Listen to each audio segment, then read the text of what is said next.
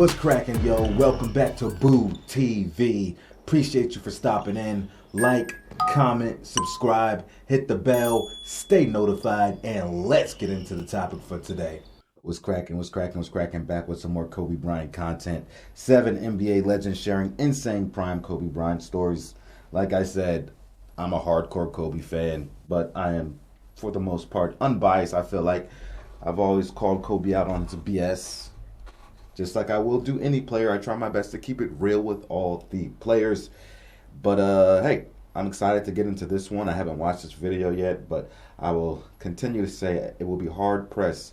I'd be hard pressed to come across, Kobe content and testimony that I haven't heard or seen before. But you never know, and I hope I do hear some new stuff or see some new stuff. All right, let's get into it. Thanks for stopping in. Check out our Kobe Bryant reaction video. Let's watch this one, baby. Welcome to 7 of the craziest Kobe Bryant stories that you've ever heard. You guys showed a lot of support in the last episode where we looked at 5 hilarious Kobe Bryant stories from when he was younger. Today, we'll be looking at Kobe Bryant from when he was a little bit older, the Black Mamba Kobe Bryant. So if you enjoy these videos and you would like to see more, please help me out by hitting that like button. Every like really does support the channel. It takes a lot of time and effort to edit these videos, so I'd greatly appreciate all the support. If you're new and you think you may enjoy these, please subscribe and hit that notification bell. And I won't keep you waiting.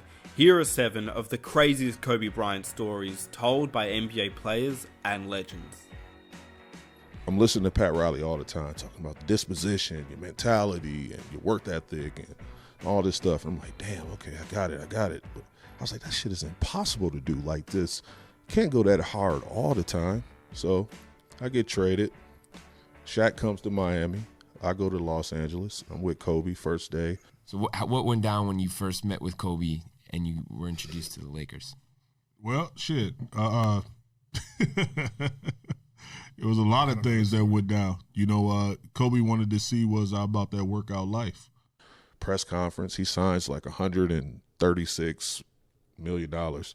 And we went to the press conference, and I never seen numbers like this on the sheet before. It was when Kobe signed 136 point whatever.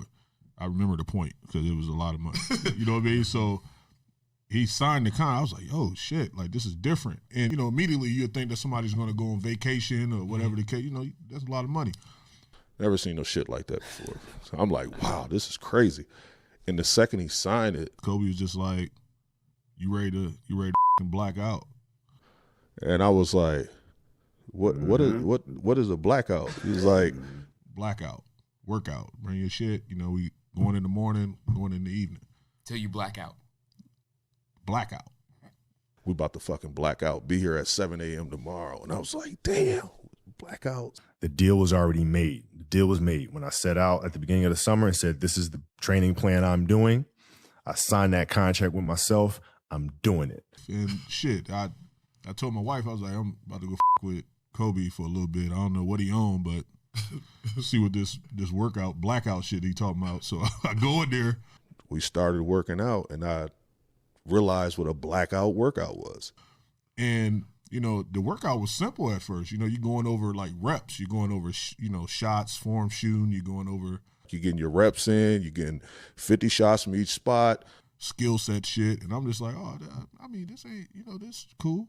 All right, now it's going to get intense. And like went to another level. And I was just like, so now we're going over like game shit. 100 makes off the move, game speed, because we started off with just form, skill set, and then you go over game speed stuff. And then you compete with dummy defense, and then you start competing with each other. Like we're going one-on-one against each other. So I was just like, yo, this shit is crazy.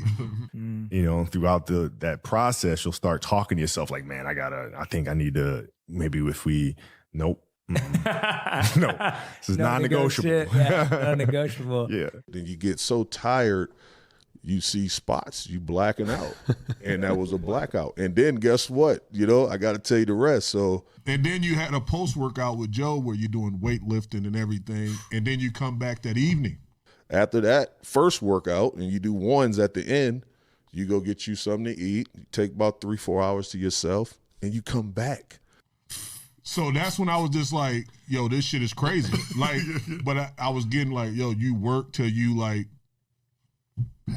black out. Right. And it was like, okay, damn, that was a lot. Two a day, like that was a lot. See you tomorrow. And you black out again. Oh my God. And we did this literally from free agency was always the first week of July. We did that shit all the way to training camp. And he always beat you to the gym, and it was the same thing. All the stuff that I learned in Miami from the godfather of the game, Pat Riley, he told me this shit. You know what I'm saying? He was like, do this, do that. You're going to be successful, longevity in the NBA. But I seen it in real time with Kobe.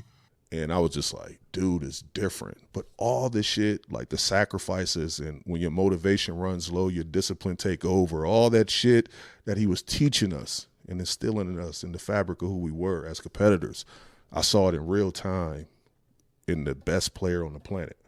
I was like, this dude is different. And he showed me how to get to it. So I was like, enough, like say no more. Like, and that's where I was at with it. So it was different. And that's the blackout. Yeah.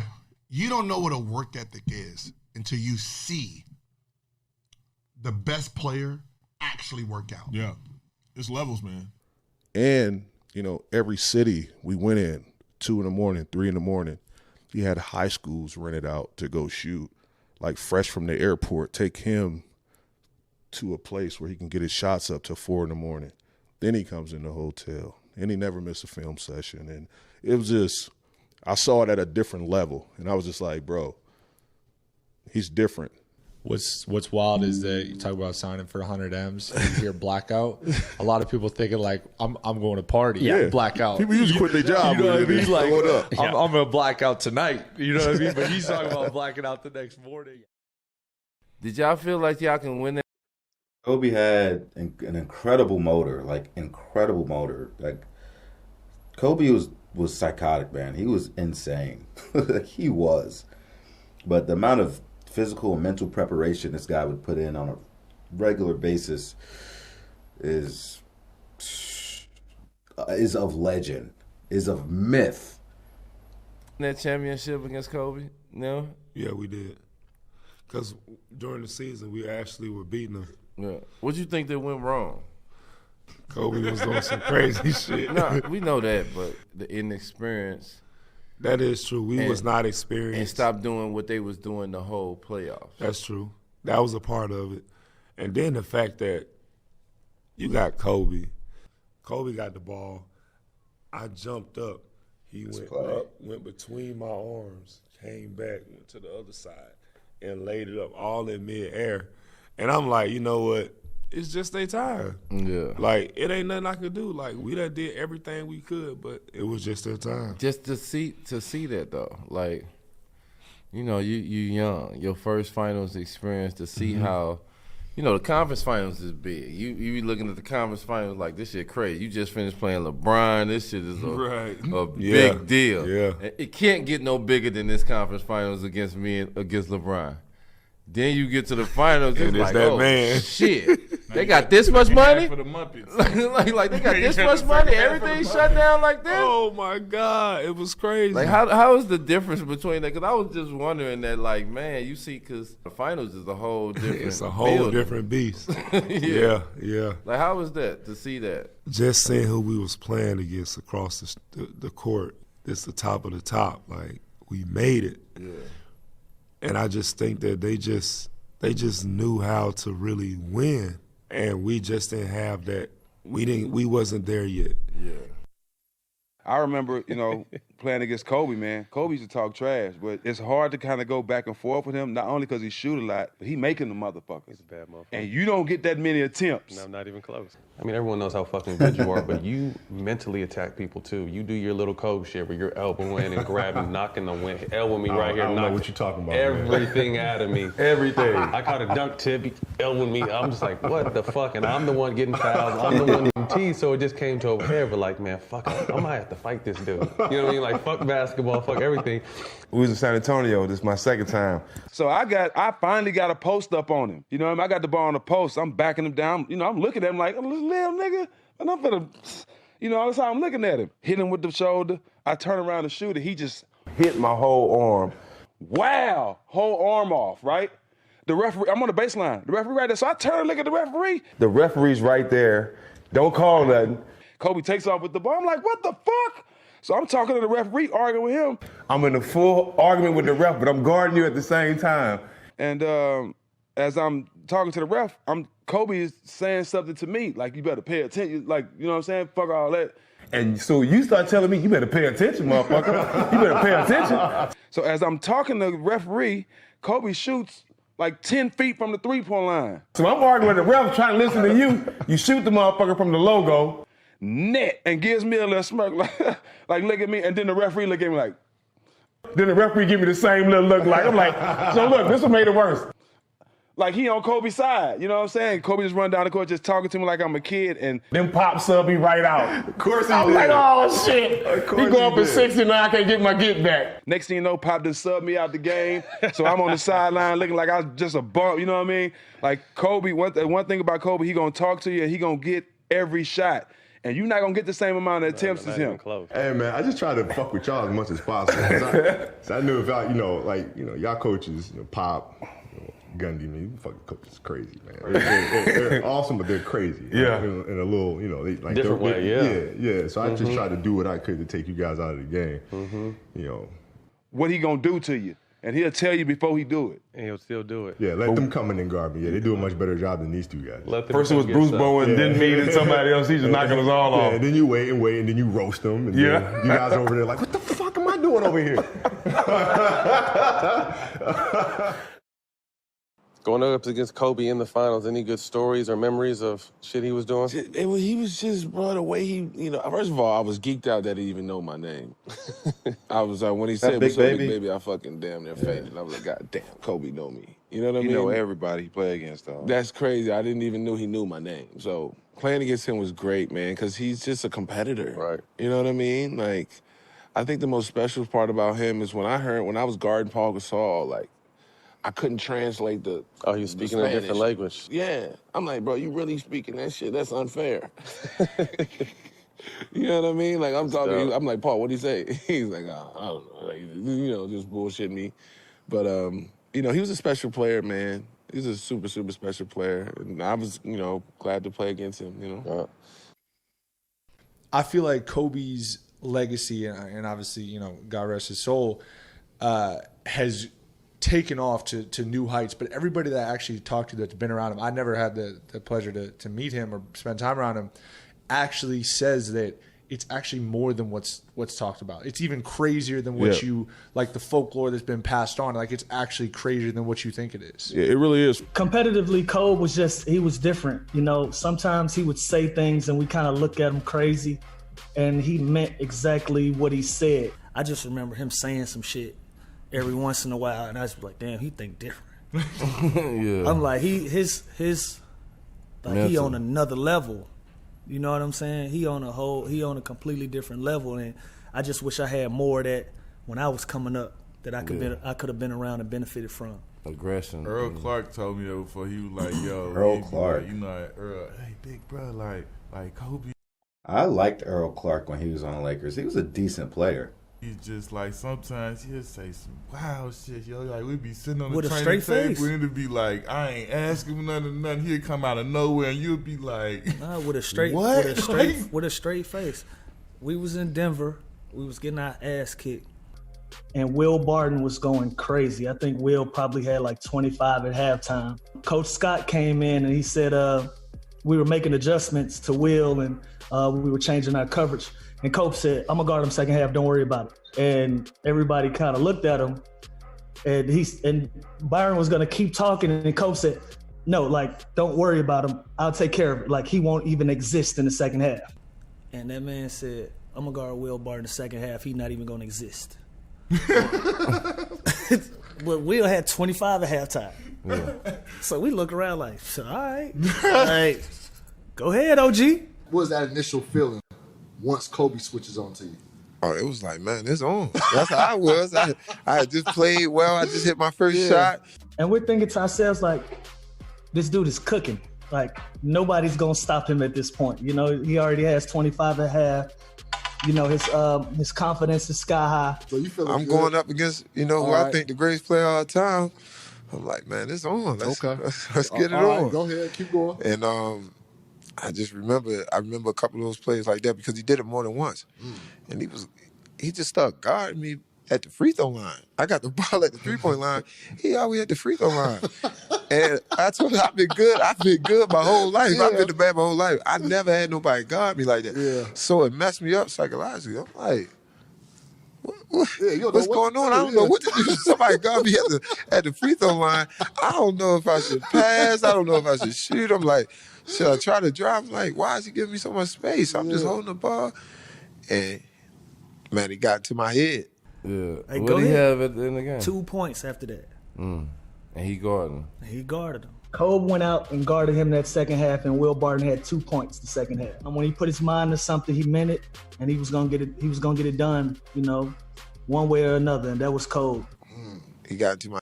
That's very accurate. Find a way to do it. He would get it done. And this was old Kobe. This was Kobe, a shell of himself. Post Achilles tendon injury. Didn't have his legs every day. He was a shell of himself. My head, I'm hitting the crowd, shoot. Yeah. And now I'm so nervous about shooting the ball. I'm so messed up. I really don't want to shoot it. Now I shoot it. That thing ain't going in. It ain't going in. Did Kobe say anything to you guys during that second half when he was locking up? No, he was locked in. He was Okay. it's Kobe Bryant, so it's not like a "I told you so" thing. I think one of Kobe's biggest competitors was himself. No matter what, he felt like he had a chance to win the basketball game or accomplish whatever he put his mind to inside the line. So he didn't have to say anything. He did all the talking with his action. So when Shaq left and Amari was healthy and then Alvin Gentry was coaching us, we had a really good season. We were 3rd seed, and we beat Portland, we beat San Antonio, and then we faced LA. They got us the first 2 games in LA. We beat them the next 2 games. And in game 5, man, we're right there on the ropes. Jay Rich banks in a 3 to tie it in overtime. Kobe gets a ball, a 3-pointer. The one time he missed, a shot on me, in that situation, he airballed it. I'm right there in his face. He airballs it. Ron Artest time, baby. But Meta World Peace gets the rebound. Jay Rich didn't box him out. He tip in, and they win game 5. And I don't know if emotionally we recovered. Yeah. And then Kobe in game 6, he started cooking. Dude, game 6, we're at home, and I'm guarding Kobe pretty much the whole series. Bryant somehow getting it up and over Channing Frye. We're Western Conference Finals, game 6. Pause. Kobe hit some ridiculously difficult shots in that fourth quarter, clutch bucket after clutch bucket. And I'm just like, Lord have mercy. We're triple teaming Kobe, right? I'm looking at Lamar Odom, and coach is like, go. Jason Richardson, Jared Dudley, Grant Hill, we're running at Kobe. In his bag. And so here's the thing, man. So he's doing this, and he always look with Kobe, like with LeBron. When I guarded LeBron back then, my attitude was, I'm not gonna crash the offensive glass. When we shoot, I'm gonna find him. I'm not gonna let him get out in the open court with full head of steam. So he had a game plan, and I actually did okay. LeBron would have moments, but I didn't have a strategy for Kobe. I didn't know what to do. And so sometimes, man, That's what I keep telling people. I was like, listen, man, guarding Kobe Bryant and guarding LeBron James is 2 totally different animals, especially when we're talking about scoring, man. There is no defense for Kobe, man. LeBron, like I said, you can sag off LeBron, see if his jump shot is going. If he's not, you keep baiting him into shooting jumpers, because although he has a great field goal percentage on actual jump shots, more so things outside of the paint or close to the rim, LeBron isn't much of a threat at all times. Whereas Kobe, he is a problem everywhere on the court. And he has 1,000,001 counter moves to any counter move you might have. There's nothing you can do with this guy. He's too elite of a scorer from everywhere, consistently, more or less. consistent from all areas of the court. Not super strong in one area as opposed to opposite end of the spectrum in other areas. You're getting a consistent bucket anywhere on the floor against any defense. He'd go up and shot. I would just hit his arm, and just like, you know. And the problem too is I couldn't go back at him because at my role, you know, in Phoenix, Right. Nash had the ball in his hand, so I'm stuck in the corner, and I'm not, you know, I'm not a spot up shooter. So he was hard to defend. But in that moment, man, like a couple times I guessed right. Like I'm like he's gonna go right, he's gonna shot fake. I'm not, you know, I know what he's gonna do. And I'm like, and then you know how hard it you're is. saying this, when you're squared off against him, you're saying that in your head as you're defending him? I knew he wanted to go right, and I knew he had a great ball fake, and I've seen him do it before. And you know, last play. That play there, I don't know if they're going to finish showing that play, but Grant Hill played perfect defense. He even jumped before Kobe Bryant really started going into his full shooting motion and had that hand out and his face ready. The shot was just ridiculous. Play the game. I think we're down maybe 2 points, about 30 seconds, last minute of the game, and I'm guarding Kobe, and I guessed right. I mean, he went right, I guessed right, he pump faked, I didn't go for it. I jumped with him as he went up to shoot it. Everything was perfect defensively, and he still hits a three-pointer in my face, and then he taps Alvin Gentry on the butt as he's running down the court the other end. So that was something that, you know, you just, man. He shoots a fadeaway from God knows where. Swish. Shot clock now to 5. Bryant. Yes. And that was a little tap to Alvin Gentry. Add insult to injury, Kobe. I mean, what a shot. I mean, you can't defend that. Slaps Alvin Gentry on the butt. I don't know what he said. Something to the effect of, good try. You know how hard it is to do a shot fake, reload from 3? And somebody in your grill. And I couldn't be any closer to him without fouling him.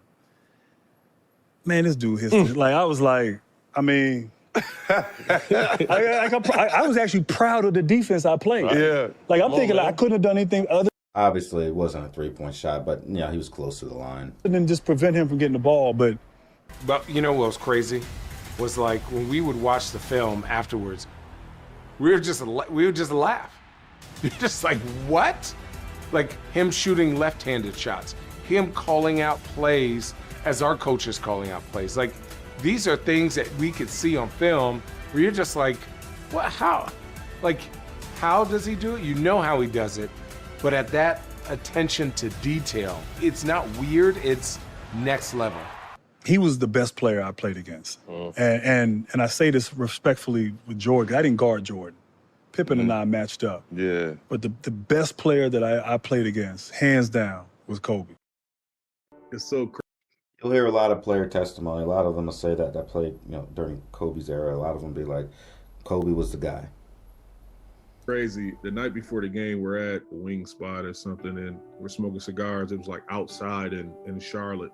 Kobe was just talking about like history, and so we fast forward to the game, and we're down, obviously, and we're in the huddle, and coach is drawing up a play, and Kobe literally just stopped the whole stop the play, drawing up, stop the whole huddle, got it right in between and said, look, take the ball out right here, and whoever want to be a part of history, take the ball out and throw it into me. And I immediately remember Lamar saying, I want to be a part of history, I'm going to throw it in. And eventually Luke ended up throwing the ball in. Bobcats by one. Kobe up top. Bryant for the win. How good is Kobe Bryant? Kobe had came off like a slice screen, got the ball at the top, followed through, and literally looked right at me, winked his eye like I told you, game. And everybody just ran, grabbed him, went through the tunnel, and literally the rest was history. I really do miss watching Kobe play, man. It was a thing of beauty. It was prime time television, man. I truly miss watching him play, and truly miss him. He will be missed for forever, man. One of my heroes. But hey, man, I really would have liked to seen what that 2004-2005 team could have done in the playoffs. That was the first year without Shaq. Kobe had him in the 7th or 8th seed. maybe hovering around 500, maybe a few games above 500, not sure, but around 500 basketball. They're probably going to end up a 6th, 7th, or 8th seed. But Kobe in the second half of the season had a season-ending injury that people don't like to bring up. They just like to say, oh, his first year without Shaq, he didn't make the playoffs. Like, they were primed to be one of the bottom-seeded teams in the West as we were in the second half of the season, but he had a season-ending injury, and he never came back. And then the Lakers just plummeted out of the standings. But I would have liked to see what that team could have done with a whole second season with Kobe and them in the playoffs, because they had a young squad: Caron Butler, Lamar Odom, Chris Mihm. I think Chris Mihm was on that squad. Brian Grant, some other players. They had a young squad. I think Chucky Atkins. I don't know if they traded him at some point, but he started out on the season as a starting point guard. I think Chucky Atkins. But I would have liked to see what they could have done in the playoffs, because that would have been like a dark horse team. Anyway, let me know what you think about it. Like, comment, subscribe, hit the bell. Kobe fans, you have a home here. And if you know any type of Kobe Bryant fans out there, tell them, come on down to Boo TV and hang out with us, all right? Appreciate you. Stay safe. We out, baby.